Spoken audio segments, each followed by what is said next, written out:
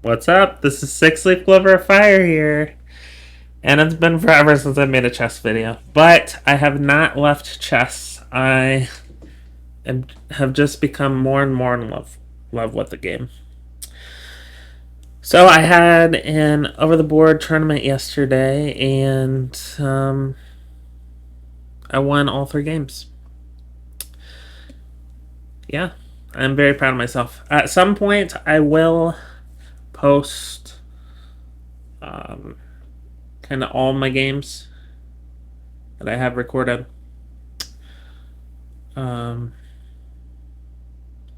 will say I own one of these now.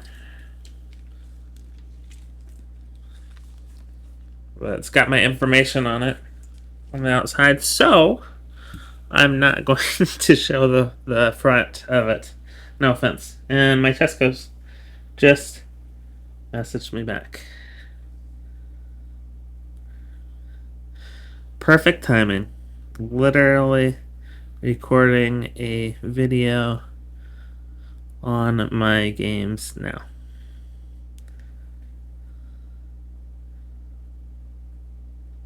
Just started recording. That's really cute. So how do I think I did? Well, there weren't very many people there. So my bracket, which was under 700, had 4 people total. So you got to play against every person. And I beat everybody. Now, the last game I genuinely was kind of sad about. And I'll explain a bit later why. So, anyway, let's go over our first game. I have not plugged it into the engine or anything. What I am going to do is turn off the eval bar for now. If I can figure out how. Oh, up here. Let's turn that off. No.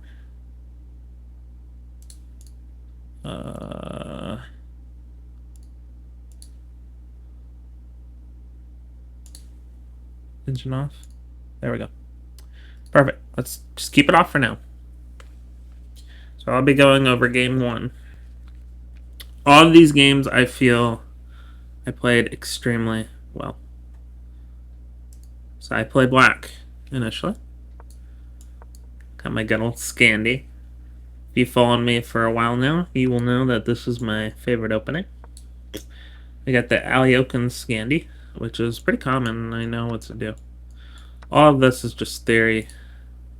After bishop g4, bishop e2. All of this is theory, knight c6. h3 now. Kicking me. Go ahead and trade. Doesn't hurt. After this, you have to realize, hey, my queen's under attack.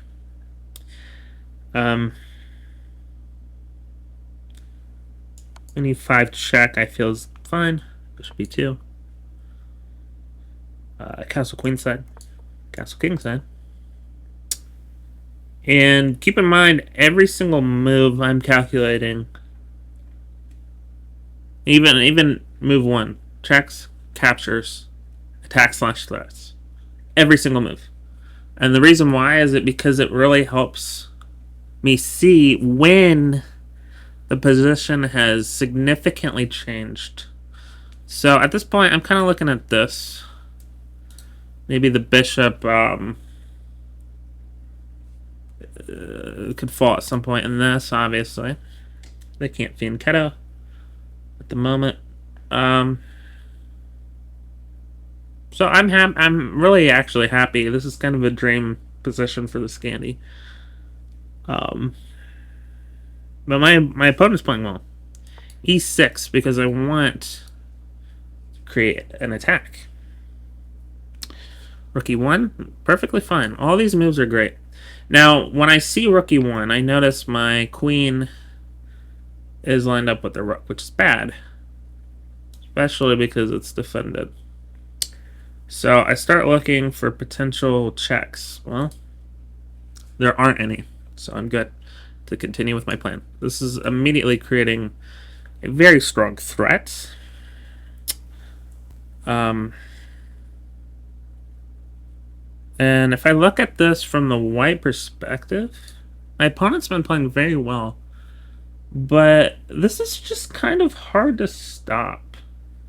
Now that I look at it, I think h3 was kind of maybe not the best. I feel like my position is really good here. If I was white, I would be very uncomfortable. Black has really 5 pieces developed. 1, 2, 3, 4, and 5 for castling. Whereas white really only has these 2.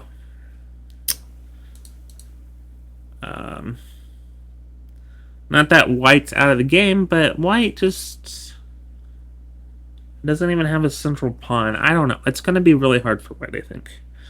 And white hasn't even played poorly. So I think g3, it's an ugly move. It's what my opponent had to play, essentially. Unless I'm wrong. So now I have a very clever idea. Again, I'm looking for checks, captures, attacks. Bishop c5 is extremely clever. Because I'm threatening this. There's a pin.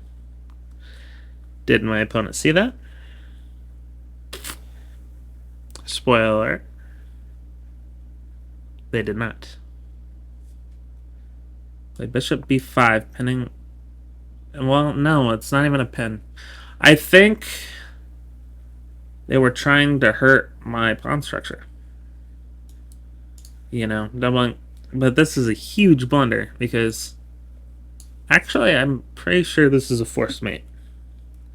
I just get to immediately create a mating net. Bam. H1. Bishop takes f2. Rook f1. And I'll tell you what, you guys probably see it immediately, but I thought about this position for a couple minutes. I was doing great on time, by the way. I specifically went out to make sure that I didn't lose on time.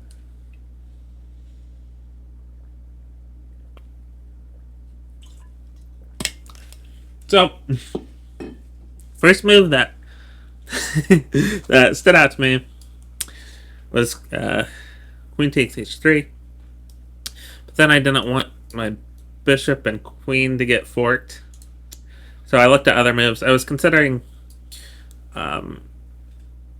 rook d5. I thought was really strong because it hits the bishop, and I was going to come over here, and then I think mate would be unstoppable. But spoiler alert, I literally, after I thought about that, I looked back at this move. I threw my hands up like this. I was like, what is going on? And then I just won. And me and my opponent shook hands. I was like, I don't even know how I did that.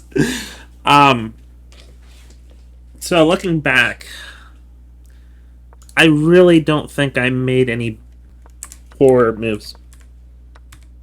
My opponent, again, all of this is theory. All of this. Pretty sure this is theory.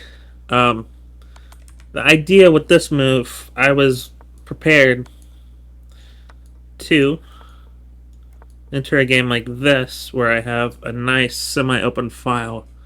I can take the center easily, and then have a really strong dark squared bishop, and I can swing my rook over. Yes, my opponent does have the bishop pair, but this is something that I was kind of prepared to do. Bishop b2. I don't know how I feel about that move. Just because of what ended up happening. So castling naturally. Um, this is why I love the Scandi. You can castle queenside and launch a really powerful attack, and have a nice semi-open file for your rook. Guys, the Scandi is just such a powerful opening. I would not say it's the strongest ever. I would say something like the Caro-Kann is more solid. The Sicilian is sharper. And the French is more annoying, but the Scandi is just a fantastic opening. Genuinely, it is fantastic. If you have initially dismissed the Scandi, I would highly recommend you take another look, because even though it's not played at the highest level, typically, it's got venom. I'm telling you, it's got venom. And that's the oldest opening for a reason. So they castle. So I'm wondering now if this is inaccurate. I think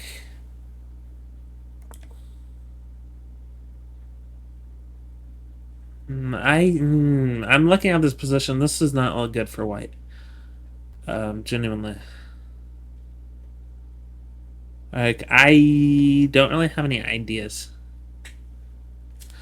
Like, if I were to look, I mean, black's just got a terrifying setup. I'm like, what do I even do here? I'm thinking bishop e2 is probably a mistake now. Something like d3 is probably what I would have opted for.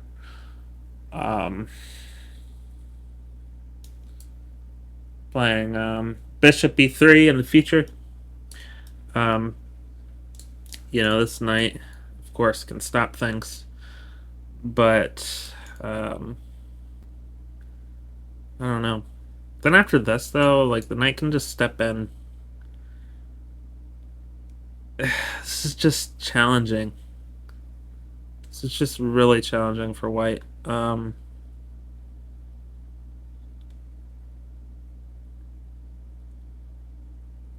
don't I don't know what to do actually in this position, which is a pretty good sign. I guess I would just opt say, hey, you know, okay, things are actually starting to look a little bit brighter here. After a move like here.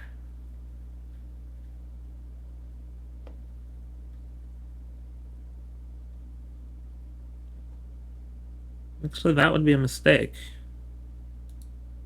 Yeah, so this, I think white's okay now. I was wrong. There's that, and you can't even stop it.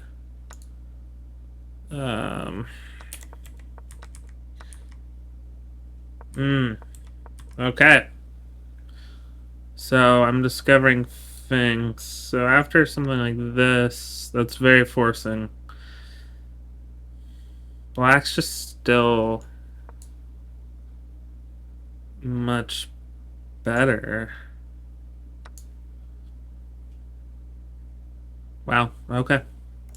So, interesting. I don't know. I don't know what I would do if I were white, genuinely. G3 is just such an ugly move. I'm thinking castling is probably just inaccurate. Like, I have so many ideas.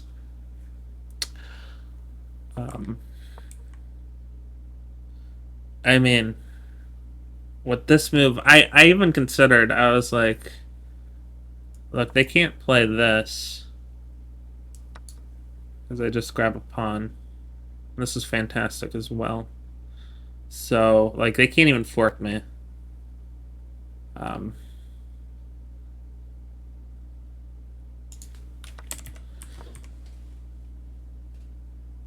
then this just bishop B5, they recognize, hey, oh, you know what? Now I actually realize what they were trying to do.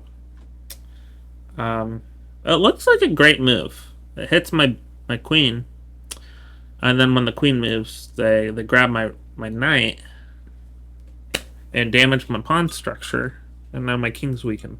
So it was a good strategy. Now I understand the thought process of bishop b5. Wasn't to pen my knight, it was to unleash a discovered attack. But they did not see that because that's this is just venomous.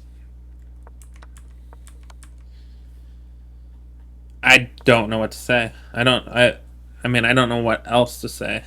Um,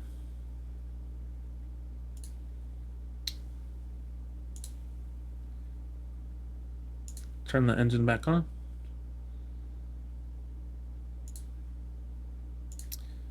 Okay. Well, I didn't quite play as well as I thought in terms of accuracy. Okay. I'm not sure if it will show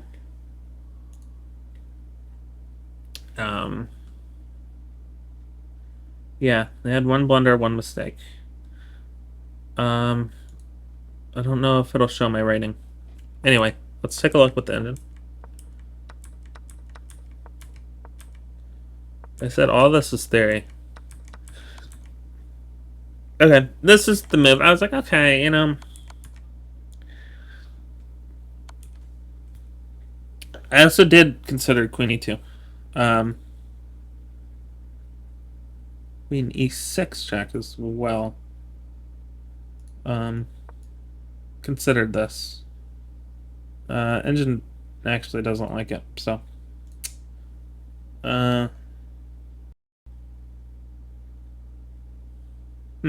Okay. But I go with this. That's fine. I feel like this move's practical. It just has a lot of potential for destruction. Here, alright. Castle on queenside. Inaccurate. Knight d4. Okay. So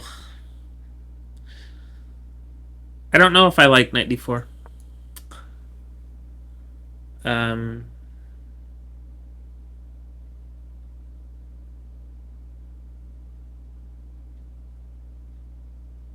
Obviously I get the logic of it. They can't castle. I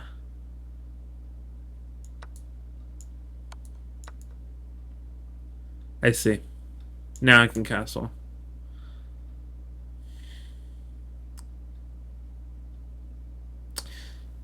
I don't know. I think I like my pieces. I'm gonna say let's just, you know, castling's fine. Okay, so Queen E2 wasn't a mistake or anything. Queen E2 was the right move though. Yeah, okay. Castling says it's a good move. I'd say probably more inaccurate. But okay, that's inaccurate. C3. Yeah, you really need to start. Like, I see the logic. Yeah, only good move. Like I said, G3 I think's forced. Again, just creating these mate threats is just really important. C5, and then pretty much any move besides this weird looking King G2 just immediately kind of drops the game. And it's force mate in 10, but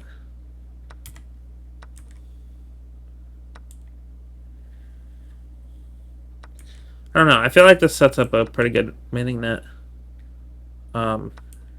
Stockfish disagrees. That's fine. So I guess here, what I looked at also, King G1. Now he can't take Queen G. Okay, you just had him with that again. King H1. Now the bishop comes in, right?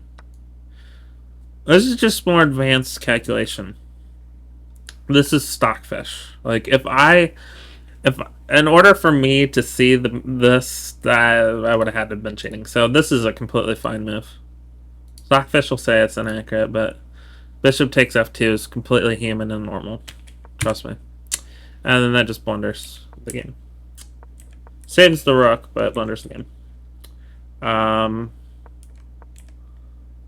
But I was wrong in that the game was completely over.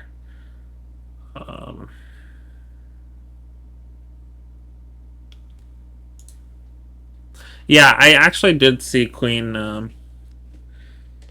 G4 in the game. I thought, that would probably put up the most resistance. Because take actually saves the game for white. I mean, it's still completely losing.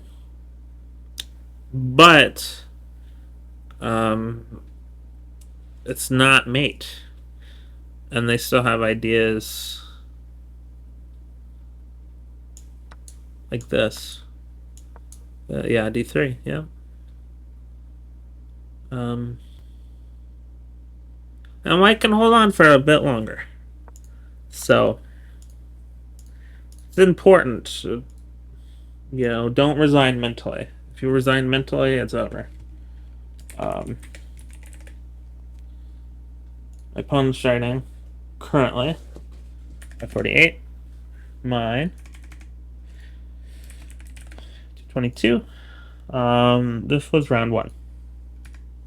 This was played yesterday. I wish it would show our ratings, but it's not going to. That's fine. I played at 83.2% accuracy. I think's good.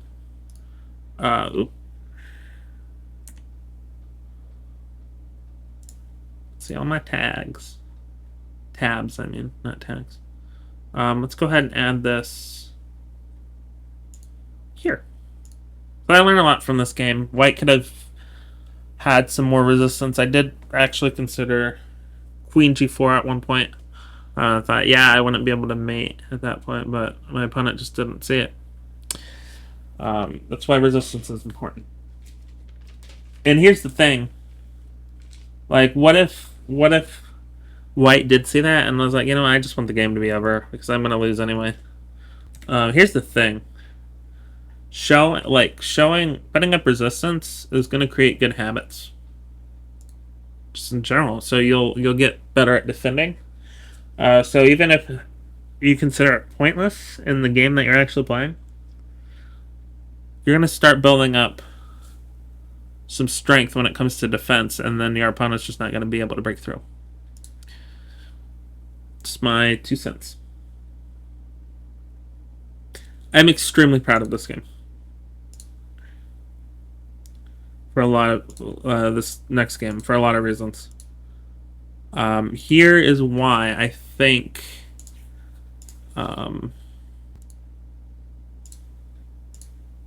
here's why I think studying openings is important.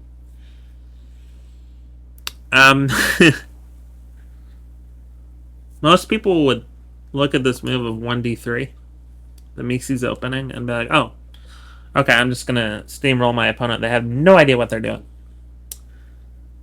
I, however, knew exactly what they wanted to do.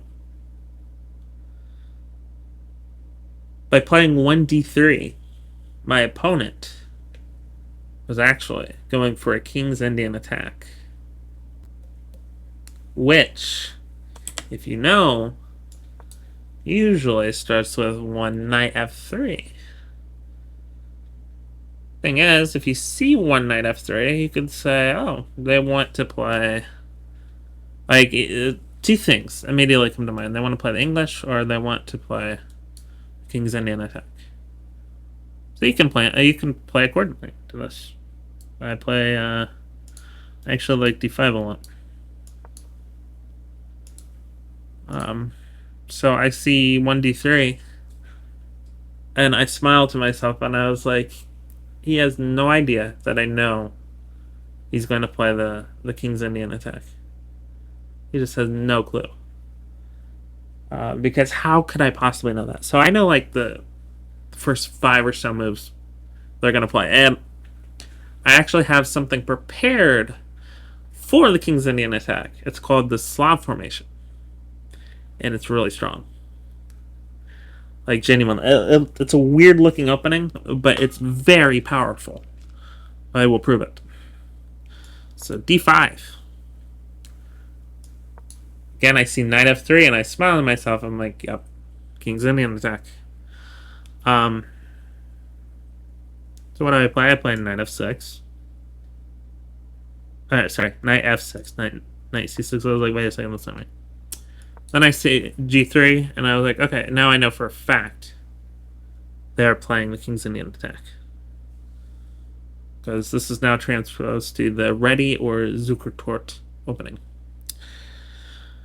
So g3, c6, and I guarantee it's going to show up as Slav formation soon. Actually, maybe not, because my opponent does some questionable things. So c6. What comes after c6? Knight c3. I don't recommend this move. Why? I feel like immediately you need to go for bishop g2, because my plan is here.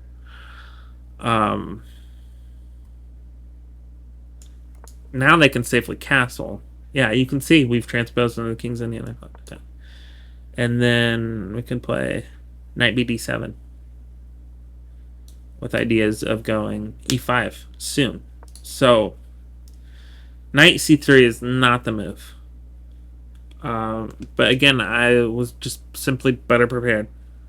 Now I played bishop g4. Continuing with my plan. They play e4. This is a mistake or a blunder. Why? Well, I calculated all the lines because I cocked my head and I was like, this isn't right. This knight's only defended by the queen. That's why you need the bishop being kiddoed as soon as possible. So once I remove the queen, this knight's going to be free. It's going to be very free. So I take some time to calculate what happens if the pawn takes, what happens if the knight takes, and it all gets funneled down to this. And look, the knight is pinned and attacked. So this is a very forcing move. Now after I trade queens, they don't want to lose castling privileges, so they're forced to underdevelop. Actually, king capturing was probably a better move. Believe it or not. But we will see what Stockfish thinks. So knight takes d1. I put knight takes f3. Bishop takes f3. So let me fix that. So I'm up a piece on move 7. Just solely because I knew my opponent was going to play the King's Indian attack and I was going to play the Slav formation. Why is this important? Well, if your opponent pulls you into their territory, they're probably going to have an advantage. Now, with the Slav formation, or any opening, it inherently has ideas.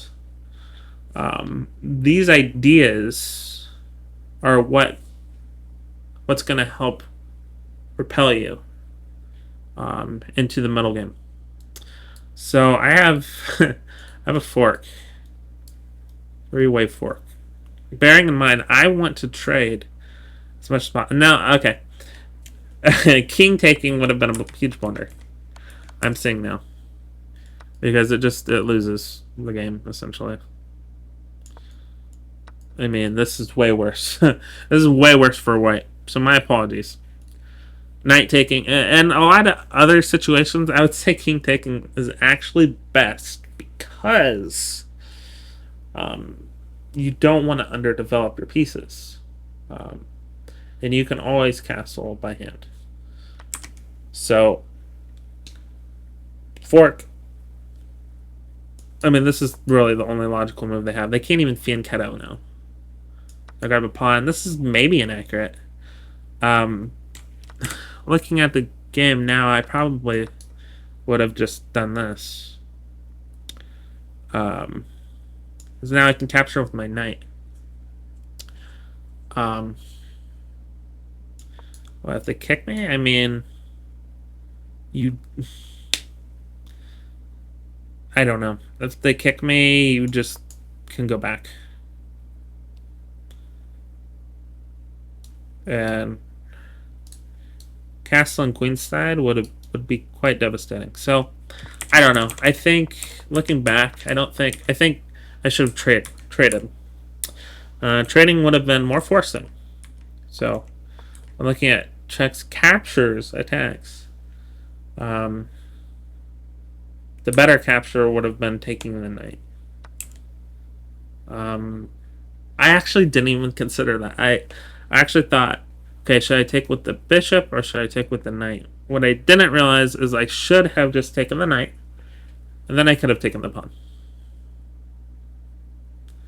Very simple, very straightforward. So move 8. Now moving on to move 9. Bishop f4. Bishop f4. Okay. Oh. There we go. Bishop f4. Bishop takes c2. Why not? I just grab another pawn. Okay. Knight c3. Sure. Yeah. You need to develop. Keep in mind, the knight has wasted 3 moves in this game so far. Not good. Not good at all. Knight d5. Why not? Sorry. Knight d5. That was definitely not. No, still not quite. I did not like this move. It forks. I'm trying to trade. Trying to trade material as quick as I can. But I think this is a bit premature, actually. The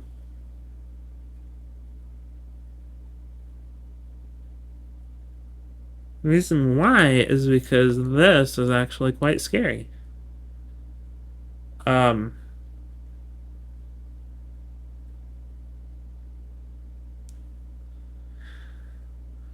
okay, but I'm not happy. That's a little it's a little wild. Shoot. I don't know how to. This is not what happened in the game. At least not quite. So let me put what actually happened, and then we'll go from there. Move 11 now. Rook c1. That's actually probably the best move. Bishop f5 now.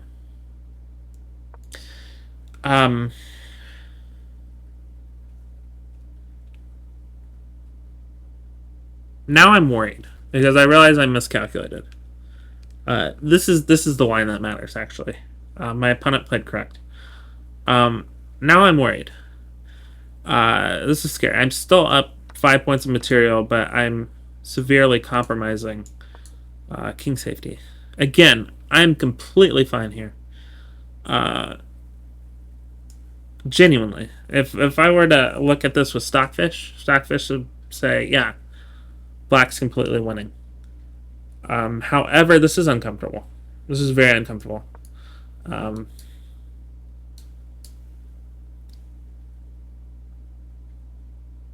Yeah. It's just not pretty.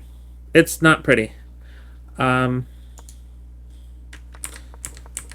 my opponent played this.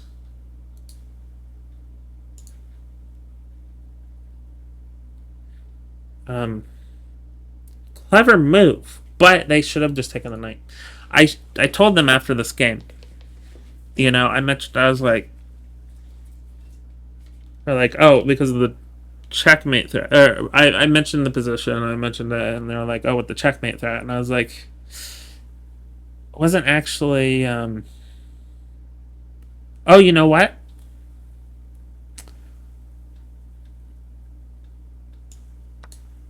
This was their idea.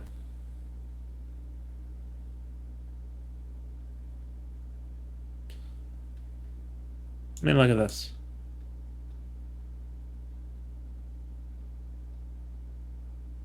I'm still fine, actually. I think I am still fine here. I could. I don't want to create too many lines because this is not what happened. They kind of got me spooked. Genuinely, they spooked me with this move. Knight b5, so I played knight a6. Completely fine. Um, so I am up 5 points of material. This is probably not a good move. Knight a6. Stockfish would have just said, yeah, capture. Capture. Because, wait a second. I'm looking at things wrong.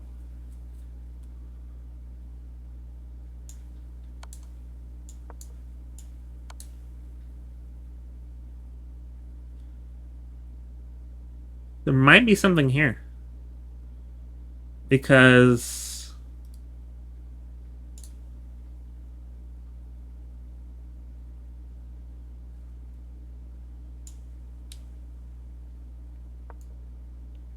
I commend my opponent for coming up with this. This is genuinely genius. This is how you're supposed to play if you're losing. Because look at how much trouble I'm having right now thinking about what should be done.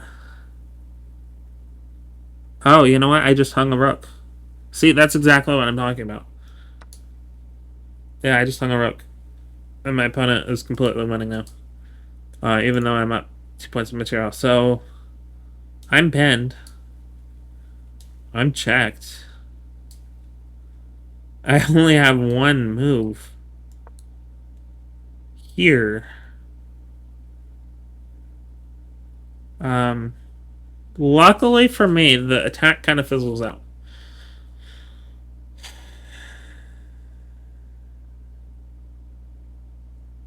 Yes, the attack fizzles out. Probably what they would have to do is play King D2. Ooh, you know what? After King D2,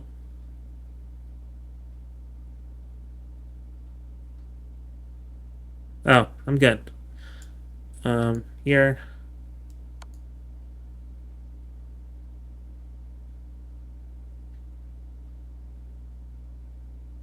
I'm trying to trade as much as I can. This is still terrifying. Like, I think I'm okay here. Sorry for the spit. I think I'm okay here. Um,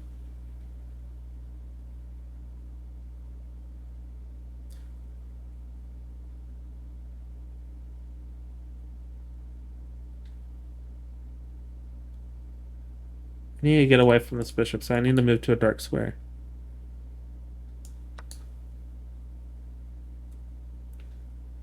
I'm up 7 points of material, but there's a double pin. Oh man, this is not easy. So I think I'm actually happy with 96 because things would have got really hairy really quick. Knight c7 check. I don't know why they did this. I feel like they got frustrated and resigned mentally, but they had such an incredible idea. That knight move actually might be brilliant because I didn't even. I thought the superior move was just capturing, but now I see the deflection idea. Hold on, let me see something. Now it's still. This works actually still.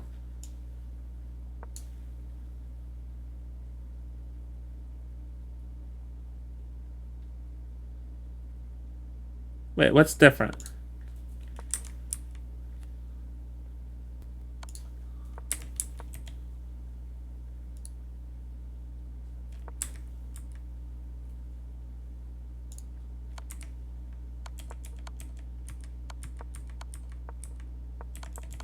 Is there anything different?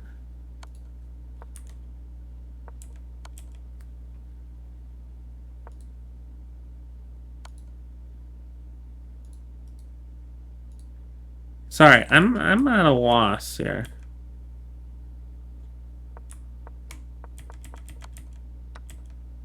Wait, hold on. I'm so confused. No, none of this works. It's a good effort, but none of this works. I missed that. So, okay. I was spooked. That's why you need to keep playing aggressively, and then my opponent just kind of throws it away. To be fair,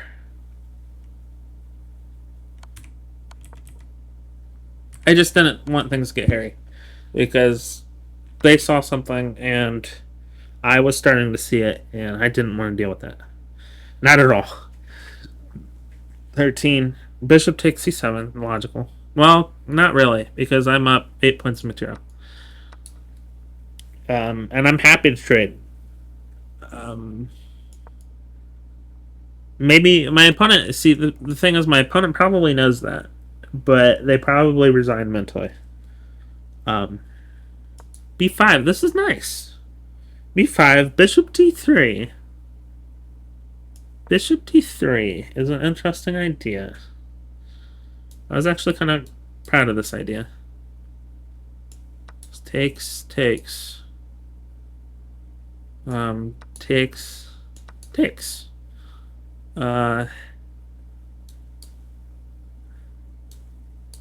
Honestly, this is probably not a good move.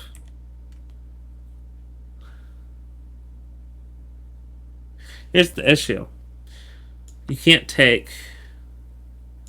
So it drops a knight, and then things are starting to all of a sudden look a bit better for white. I'm still winning, but it's starting to look scary. Well, that's why I opt for this move. They don't actually capture. They play here. Just takes. Promote. So bishop takes. Or knight takes. B takes c6.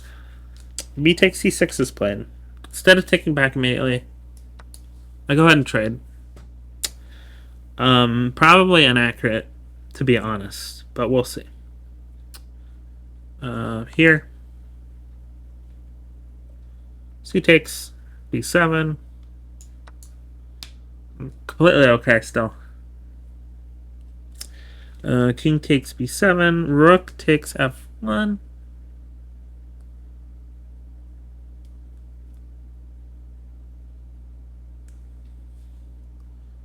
Rook takes now. I have to look out for this. But I'm not worried. Not worried. Continue with e5. Now they hit me with this, right? b1 check.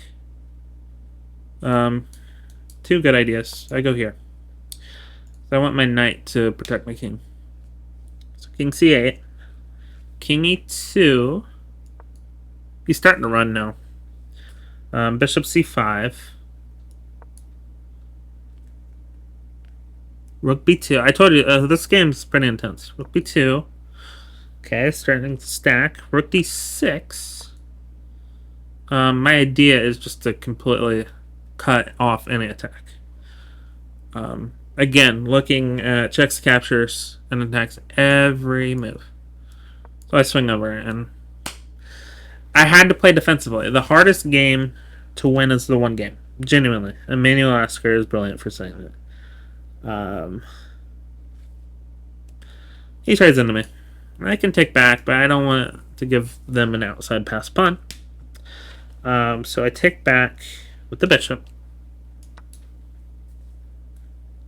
King f3. No, again, they're just running. King f3. Rook d8. Why not take an open file? King g3. Or King g3 is impossible. Rook d2. Take on the second. King h3. Rook takes f2.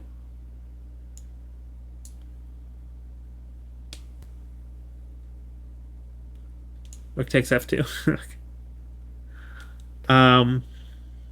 Rook h1. Rook takes a2. King h4. e4. I'm not going to let him stalemate. He should continue. That's the thing. He should keep playing. Because that's always an option, especially at our level. g4. Or no, e3, sorry. g4. Bishop a5.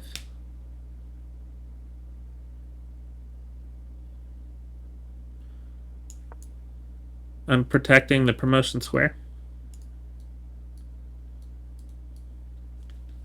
Bishop a5. King h5. e2. h4. Pawn equals queen. Takes. g5.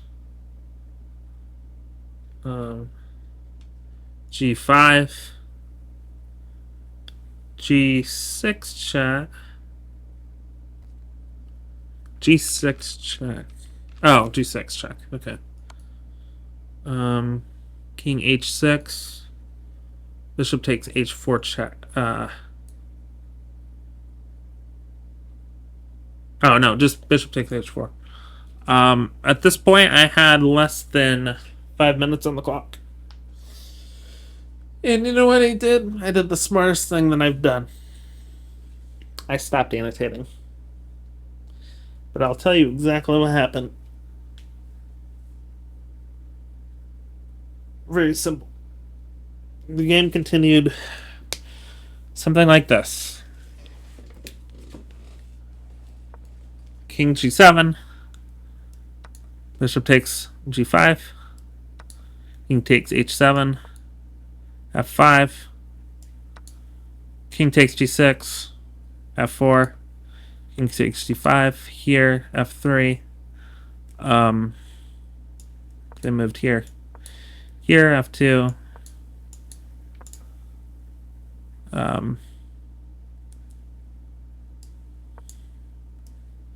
This is literally, I think they ended. I think the game ended with them in the corner. But other than that, this is essentially how the game played out. So I will just put bishop takes h4. Yeah, I stopped annotating because I mean it's a smart thing to do. After this move,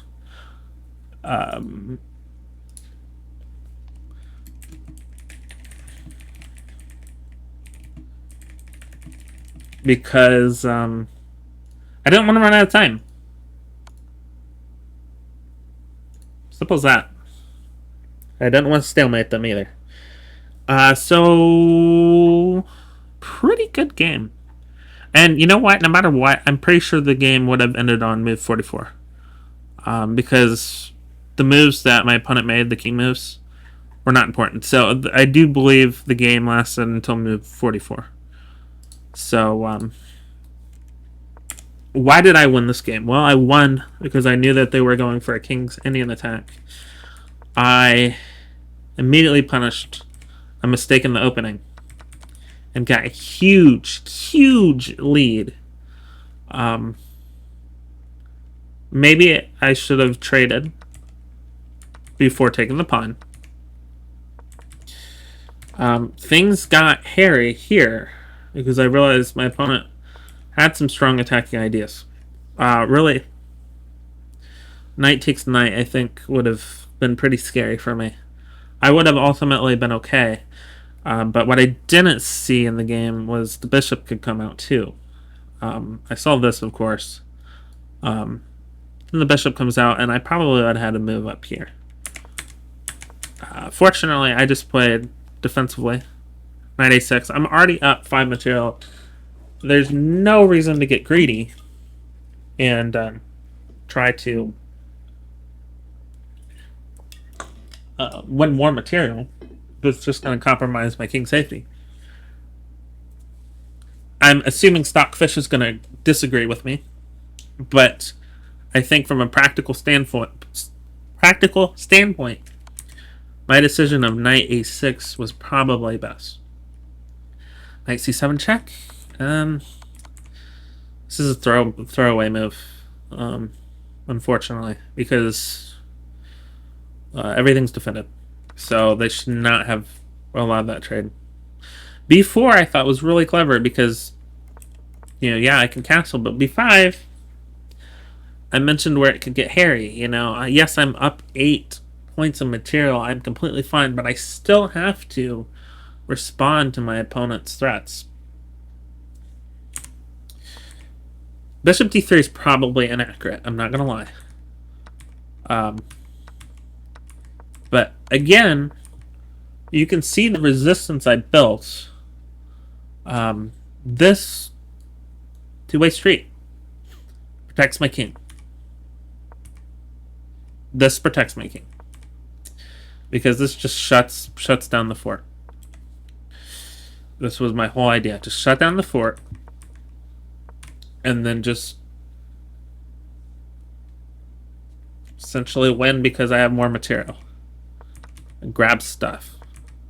Now I'm going to go on to promote. There's nothing that can be done. I'm protecting the promotion square. I don't know why my arrows are disappearing. Protecting the promotion square. Forcing a trade.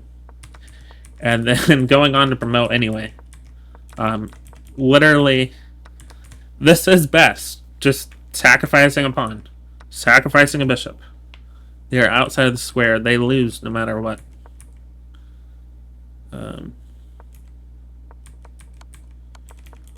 Now I look at it, this could have actually been inverse. It might have actually been this. Oh wait, I did the exact same thing. Could have been inverse. Wait, what am I doing? Could have been inverse in this regard. That might be how the game ended. I don't know. But it ended on move 44. I know that for a fact. Let's go on to see how my logic was. Maybe I had a huge oversight and my opponent had a much better advantage than I thought. Maybe I had like 15 blunders. I will be disappointed if I did because I'm actually really proud of this game. 90.6% accuracy. With just one miss. No inaccuracies, no mistakes, no blunders, just one miss. My opponent just made one blunder. They made one blunder in the opening. They fought hard, but just could not win. Yeah. Wow. A tactical blow in the opening by Black. My opponent played well. They don't deserve to be the rating that they are, which I do not know how to pronounce his name. 565.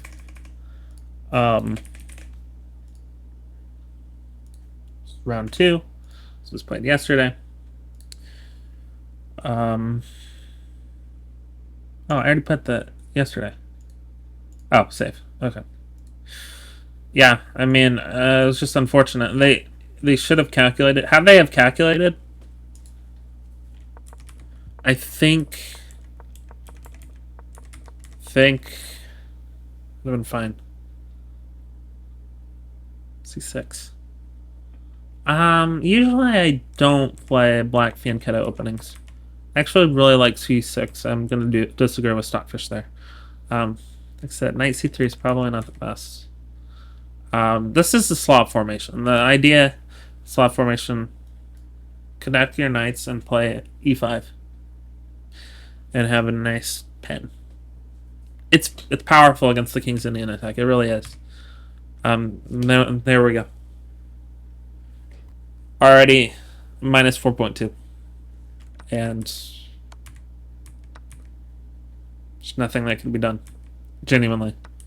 As long as I keep playing well, I'm completely fine. Knight takes... Okay, so knight takes e4 would have actually been best. How's this move? It might even say this is best. Some moves... more than one move can actually be best, which is pretty cool.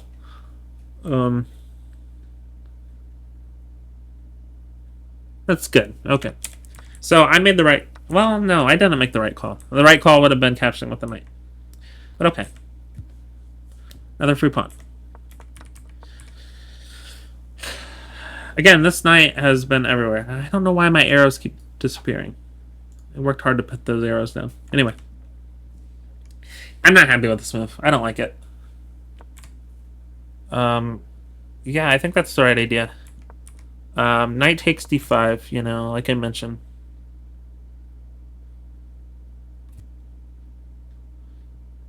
Because here, now they can actually hit me with it. And after I drop back, I'm still good. I'm still good.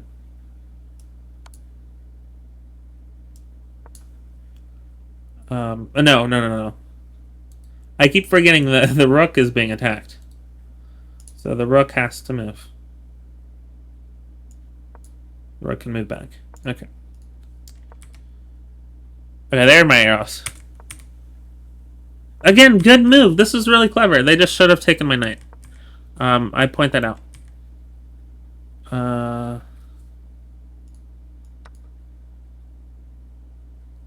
Stockfish is going to say this is the best move, for sure.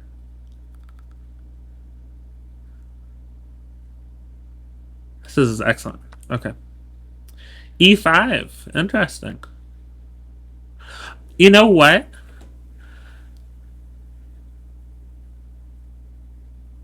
E5 puts up a lot of resistance.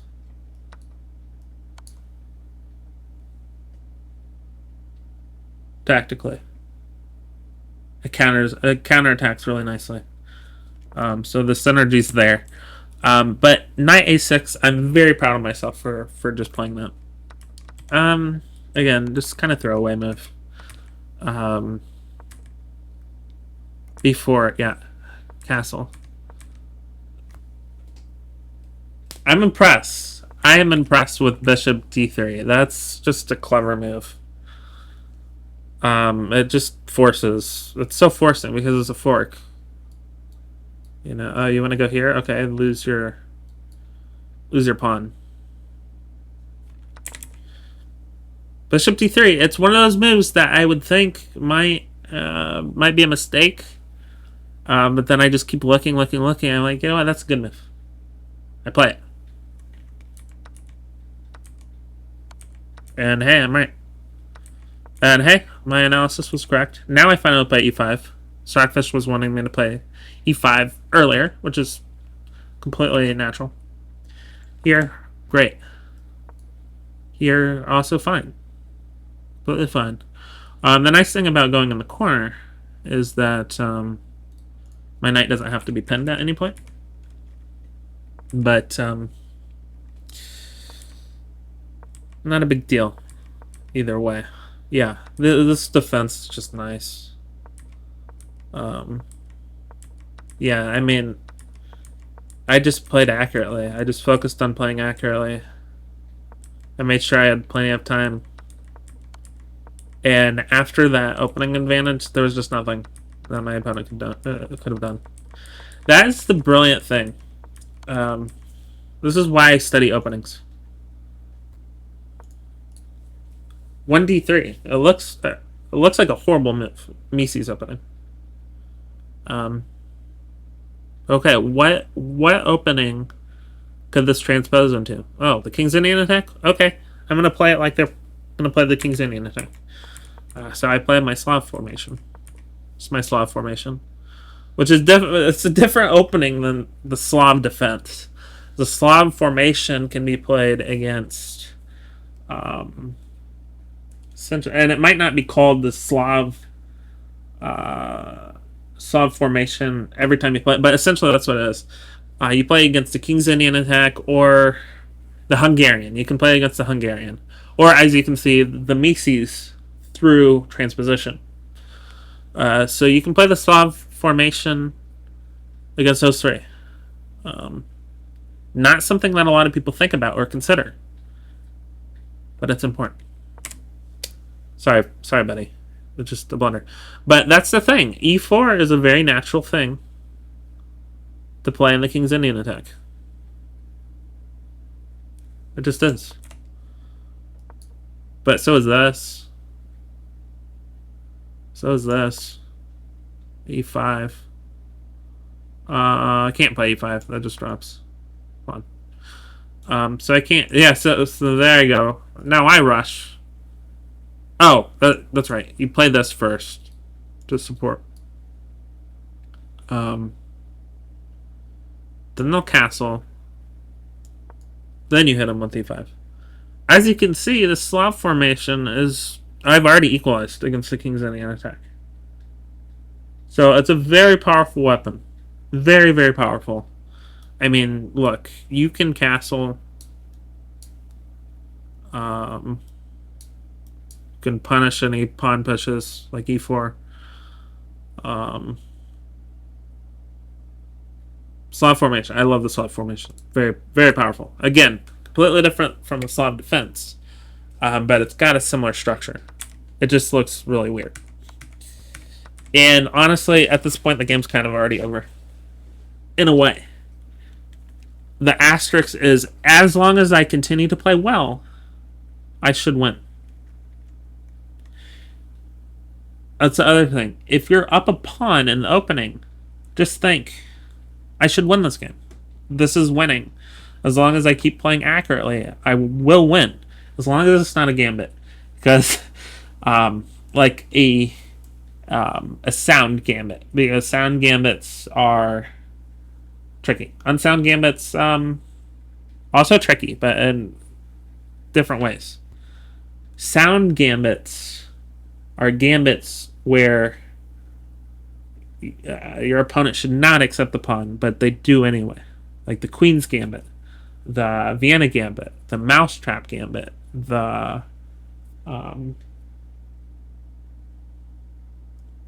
there's more. The Old Benoni Gambit. It's not actually a gambit.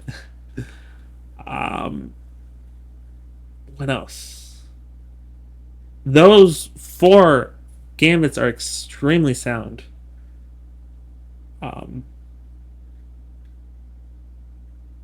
There are other sound gambits, of course. More dubious gambits. Unfortunately, Black Vardemir Gambit is one of my favorites, but it is more unsound. They should actually accept the pawn.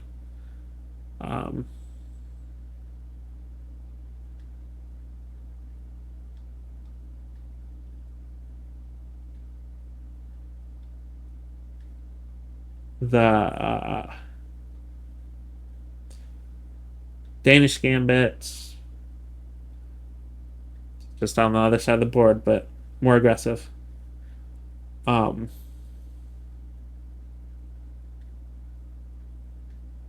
yes, sorry.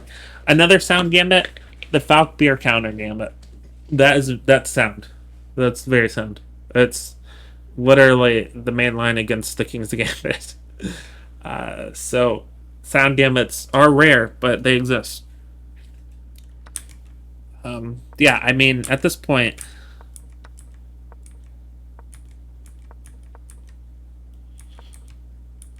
it's just one miscalculation, and it's really sad to say, and it's true in life as well. Genuinely, sometimes just one mistake can ruin everything. Like, genuinely. Some people also get more chances than others. And it's unfortunate, and I don't like it. It scares me. Um,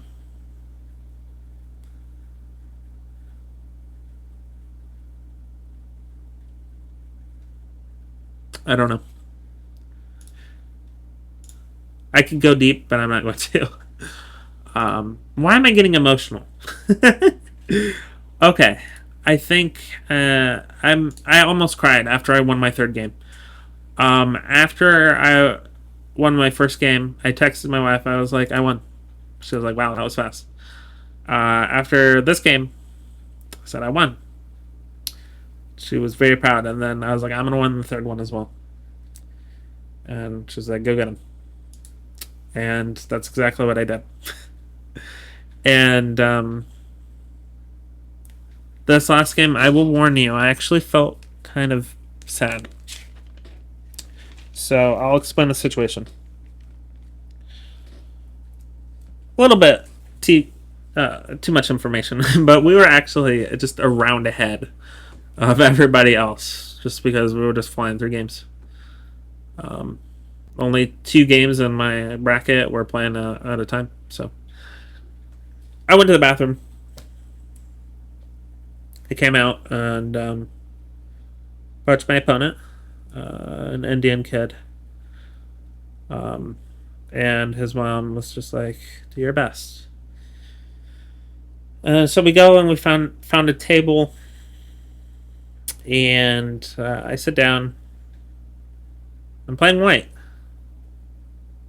Excited, because I played black twice. That's time to play white. Hoping to launch a Trumpowski attack. I noticed the board was set up wrong. I don't remember what it was. I think the king and queen were switched, or something was wrong. The king and queen were on the wrong files, so I thought, because earlier I had to reset up the board. I had to completely flip the board around because it was wrong. That was game 1. We had to completely flip it and reset. So I was like, all right, we got to flip and reset because this is messed up. And then after I did that, I had to immediately apologize to my opponent because I was like, oh, wait.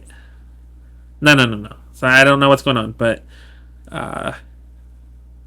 this is still not right. The king and queen are in the right spots, but are on the wrong file. Like the king, like it was saying this was the D file, this is the E file, which is wrong. He was like, come on, let's just play. I was like, I'm sorry, we need to fix this real quick.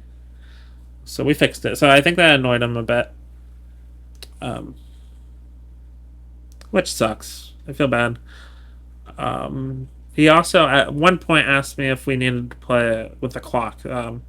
25 minutes plus 5 seconds. Now, again, I said yes, because that just keeps things fair. Everybody plays with the clock, right?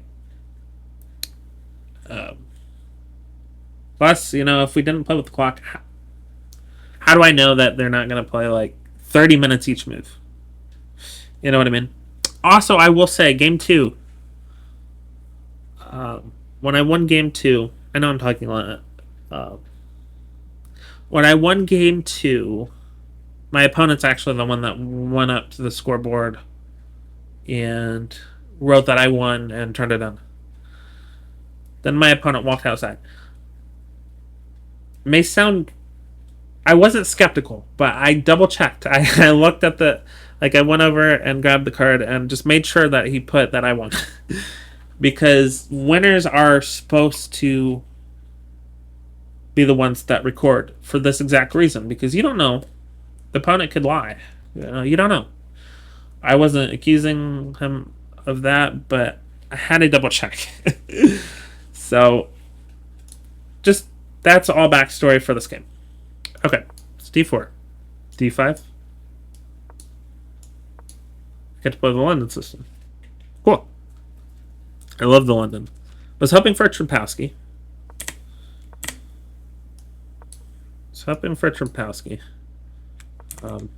But instead I get a London. It's fine. It's like my 6th favorite open. Then my opponent plays knight c6, which this is a bad move. The reason why this is a bad move is that they want to play c5 at some point, but they can't now because their knight's in the way. It's like, oh, well, I'm attacking a pawn. No, not really. It doesn't really work like that because I'm going to play e3. Then f6. Okay. So, really, this is already inaccurate. But we continue. I go with knight f3. I considered, actually, playing c3. Let me turn off the engine.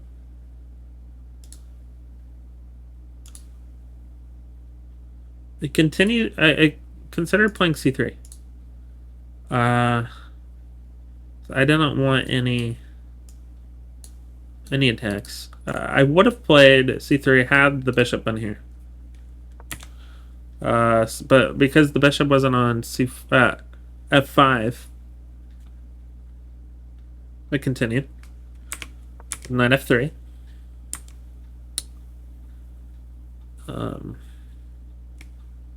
Because now if the bishop comes, then I can just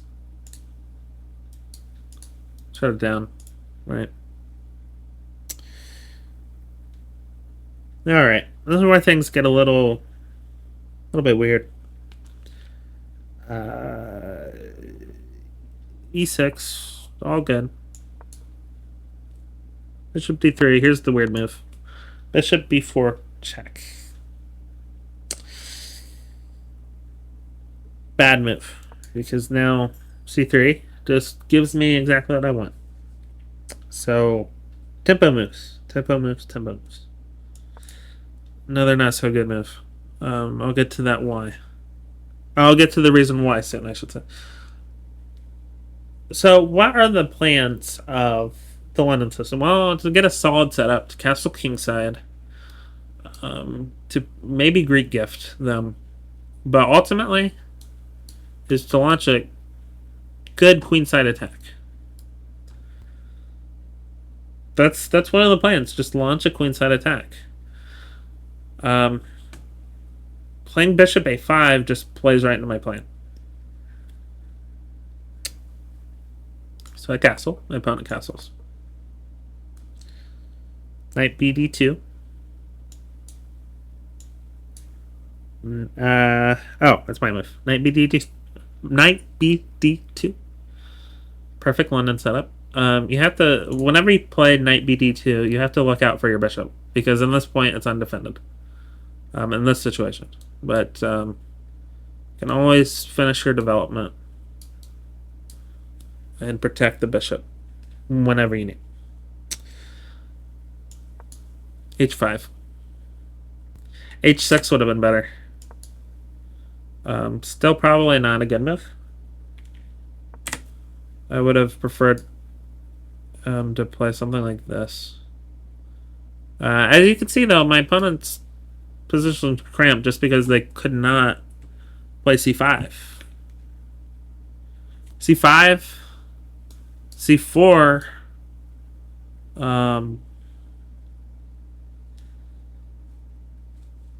My opponent has a position that's not bad.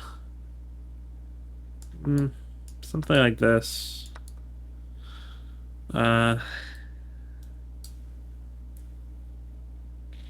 I don't know. I think my position is just really strong. So h5. Also notice, I immediately realize, that can be a target. Once that knight goes away. I actually completely forgot about the knight for a second. And my plan was just to grab him. I was like, oh, wait. The knight's blocking. Right?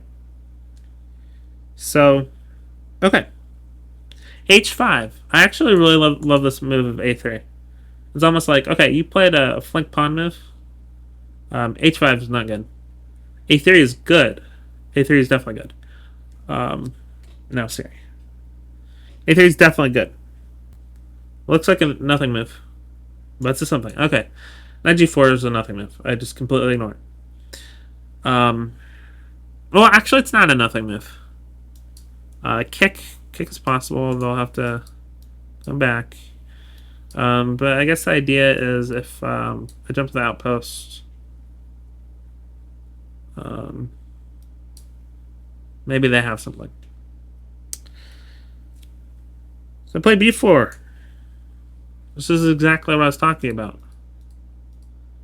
Look at my queenside attack. It's just powerful. Tempo moves.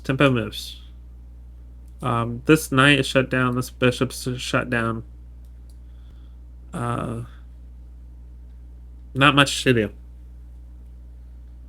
Not much to do with either of these pieces. Bishop b6 is played now.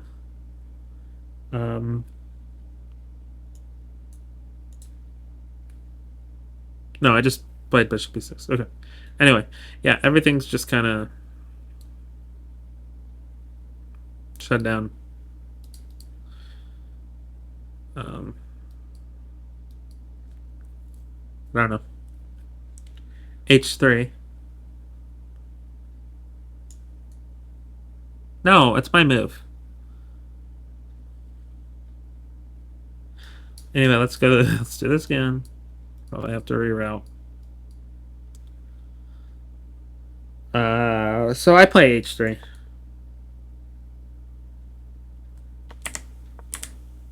Play h3. Knight f6. Knew that's probably what they would have to play. Let's do this one more time. I'm realizing that when you click to make your move, that's what makes the arrows disappear. Did not realize that. Knight f6.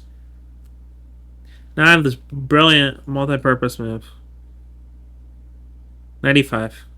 Bam. Just powerful outburst. I knew knight takes e5 was coming. I knew that this would really throw my opponent for a loop. Bishop takes e5. This is genuinely a good move. But now here comes a trap. Uh-oh. Uh-oh. What now? Knight d7. Trying to get rid of this bishop, but that's not what I'm after. I'm pretty sure this just blunders mate. Could be wrong. Queen takes h5. f6. Good. And I spent a lot of time calculating. Here. Here. And after I did this, I extended my hand to say, checkmate. And they're like, no. I was like, oh, okay. Yeah, you're right. So then after this, I extended my hand.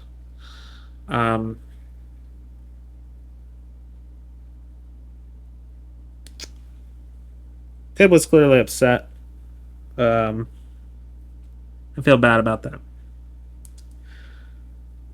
And something's wrong with my notation because it shows that I finished the game on move 17, but it was actually move 18. So what is different? Knight d7, move 13. Queen takes h5.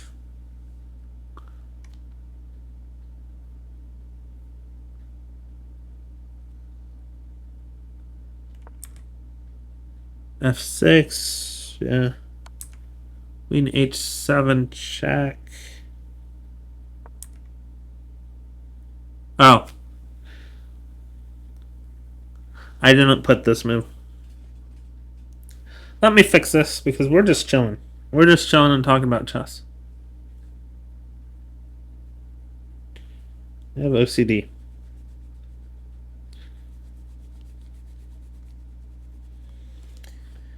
Like, genuinely, I have OCD. King f7.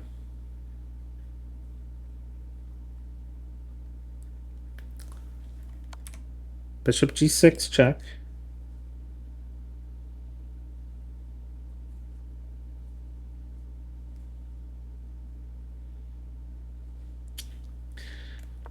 King e7.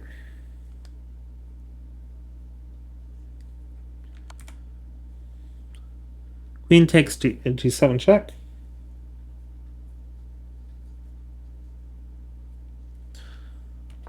Rook f7. Queen takes f7 mate.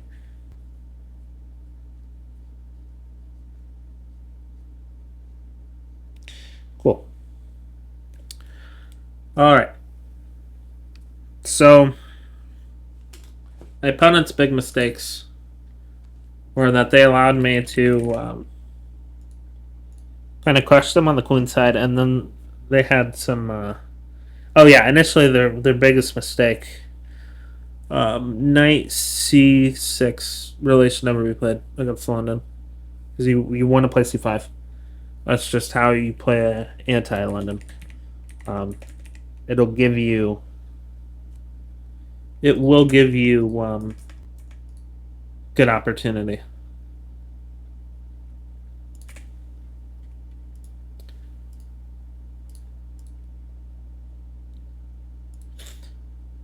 All right. So yeah, let's click through again. But I played really well.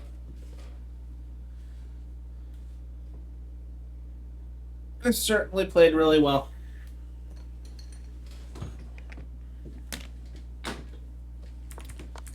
Oop. Okay. Bad move. Do not. I would say this is a mistake. Genuinely. Stockfish won't say that, but I'd say that. Definitely a mistake.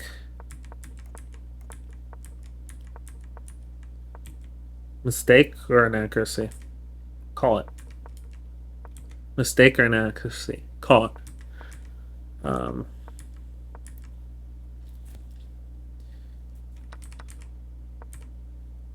Yeah, I was gonna snatch that knight off, but they moved it for me, so I could grab, and then pretty sure it was just a mating net, a natural mating net, but let us see.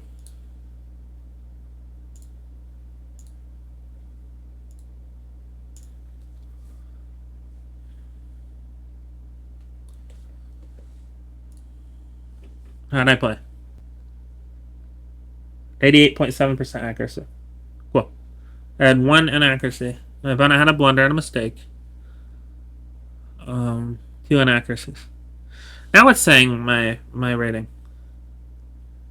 1100 and 450. I'll go back and I'll take a look at the other games.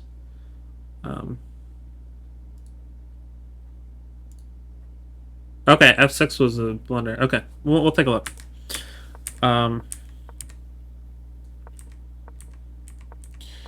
Not too much to talk about. I did not say that's a good move. This is a bad move. So this, and then, yeah, inaccuracy. Castle. Yep. Okay, yep, mistake. It's not a good move. H6 would have been fine. Still not a really a good move. That would have been better. I think does not like that move. I think I just because I jumped to the outpost. Okay. Mistake. Yeah, this is like I said, probably just a good move. Good move. There we go. Crushing on the queen side. And then now. Okay. Strange. D takes. I struggle with D takes. I really do. Oh, I guess I really shouldn't have. This is forcing. 97 now. Now I can pick up that pawn. Yeah, okay. So I should have played D takes because the pawn is more forcing than a bishop. Because a pawn can kick, a bishop can't. Unless it's like kicking a queen or a rook with it, but we really don't call that kicking. But okay, so D takes would have been better. Would not have thought of that because really this looks weird. I know it's kind of common in London, but it just looks weird. But when looking at captures, I should have looked at that more thoroughly and said, okay, you know what, that kicks the knight, and then I could pick up the pawn. Instead, I was like, I'm going to trade my bishop for the knight.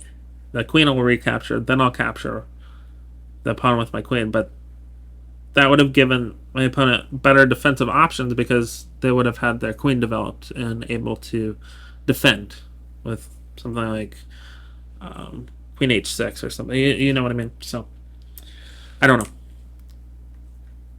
Instead, okay, here. Opponent jumps back, and I hit him with this. Okay, this is not a force mate. I thought this move was good, but this is the move that hangs mate and 3. They needed to play f5, which is a hard move to see. But that shuts down this bishop. I'm still completely winning, but resistance is there for sure. Bishop g3 was next. Reroute and hit the queen, maybe. Okay. That makes a lot of sense. But okay, they hung mate in 3. Only good moves here. That's victory. Well, that's a lot of information to take in, but I'm very proud of myself.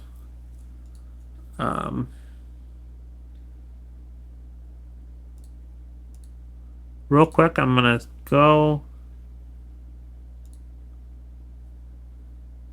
go back and see if it gives me a rating on the other 2 games.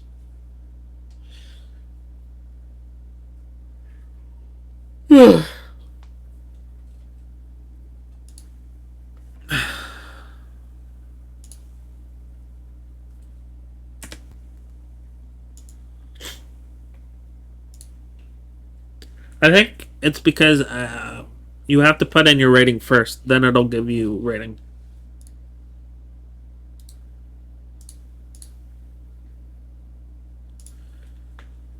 Oops.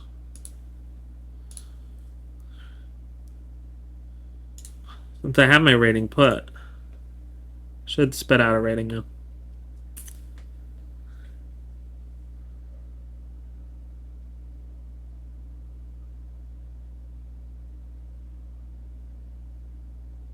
Yeah, okay. So, yeah, my opponent played way above the rating. I played at 1100, they played at 900. Perfect. One more.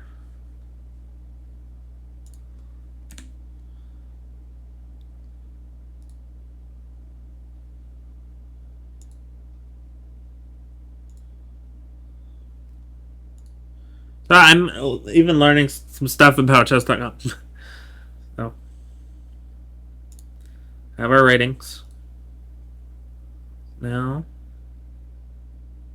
yeah, I played at 1150. They played at 1050. So there we have it. I did really well. I played way above my skill level of 222. And we will see where that puts me on rated games. You know. So, all right. I think I learned a lot. That was a lot of information. And I will see you next time. Peace.